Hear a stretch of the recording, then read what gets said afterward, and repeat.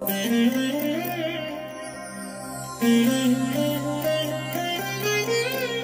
దినం పరము నుండి దిగివచ్చు మాట. ఇది నీ జీవితానికి వెలుగుల బాట.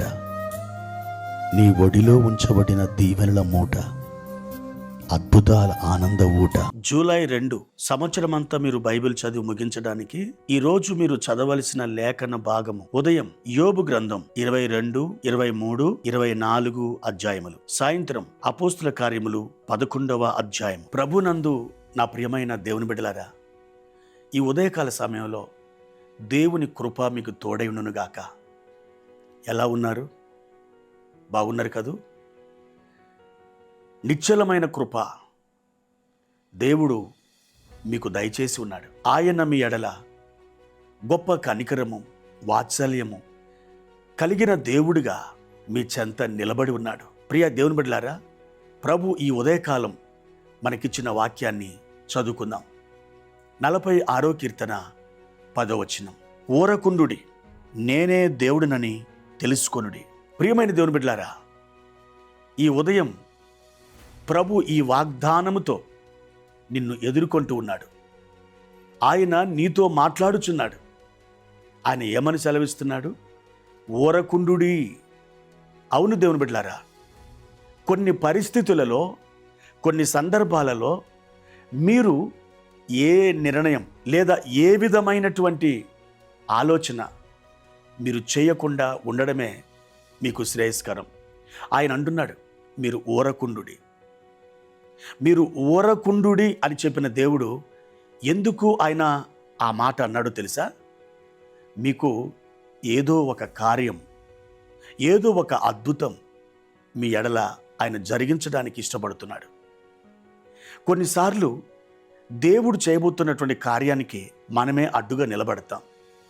దాని మూలముగా దేవుడు మనకు చేయగోరిన అద్భుతాన్ని మనం చేజేతుల వాటిని పోగొట్టుకుంటాం. దేవుని బిడ్డ, ఒక పిల్లవాడు నీటిలో మునిగిపోతున్నాడు. అతనికి ఈత రాదనుకోండి. ఈత వచ్చినవాడు ఆ నీటిలోకి దుమికి ఆ పిల్లవాడిని రక్షించాలనుకున్నప్పుడు ఆ పిల్లవాడు భయంతో రక్షించేవాడిని గట్టిగా వాటేసుకున్నాడు అనుకోండి, ఇద్దరు కూడా ఆ నీటిలో మునిగి చనిపోతారు. ఇద్దరికి ప్రమాదమే.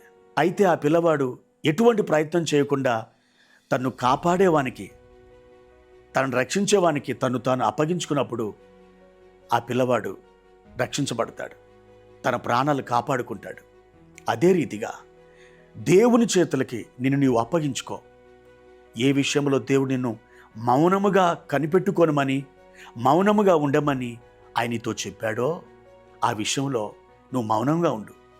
దేవునికి ఆ పరిస్థితిని అప్పగించు. దేవుని చేతుల్లోకి వెళ్ళిపో. దేవుడు తప్పకుండా నీకు కార్యం జరిగిస్తారు. మేలుతో ఆయన తృప్తిపరుస్తారు. కొన్ని పర్యాయములు నీకు నీవే దేవుడు చేయబోయే కార్యానికి అడ్డుగా నిలబడొచ్చు.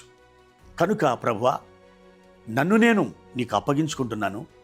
ప్రభువా, ఏ విషయంలో తొందరపడకుండా నాకు సహాయం చెయ్యి అని దేవునికి చెప్పు. దేవుడు ఎవరిని ఆ సమయానికి తోడుకొని రావాలో ఆయన తోడుకొని వస్తాడు. ఏ సహాయం నీకు చేయాలో ఆ సహాయాన్ని నీకు చేస్తాడు. ఏది ఇవ్వాలో దానిని నీ ఒడిలోకి చేరుస్తాడు. ప్రియ దేవుని బిడ్డ, తొందరపడద్దు. ఆగు, ఆలోచించు, అడుగు ముందుకు వేయి. సమస్త పరిస్థితులను ఆయనే చక్కబెడతాడు. ఆయనే నిన్ను తోడుకొని వెళ్తాడు, నీకు మేలు జరిగిస్తాడు. దేవుని యొక్క సన్నిధి ఎల్లప్పుడూ మీకు తోడైనగాక. ఆమేన్. ప్రార్థన చేసుకుందాం.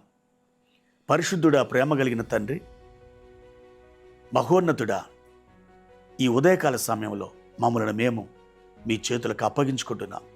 మా తండ్రి, నీవు మహోన్నతుడు వగునట్లు అయా అన్యజనులు మాలో మీరు జరిగించే కార్యాన్ని వారు చూచి ఆ అన్యజనులలో నీ నామం మహోన్నతమైనదిగా బయలుపరచబడినట్లు తండ్రి మీ కార్యములు జరిగించండి. అందుకు గాను మేము తొందరపడకుండా, మీ కార్యాలకు మేము అడ్డు రాకుండా ప్రభువా మాకు సహాయం చేయండి. మీరే మహిమ పొందమని, నీ కృపా సన్నిధి తోడుగా ఉంచుమని మా ప్రభువును రక్షకుడైన యేసుక్రీస్తు నామంలో ఈ ప్రార్థన అడిగి వేడుకుంటున్నాం తండ్రి. ఆమేన్.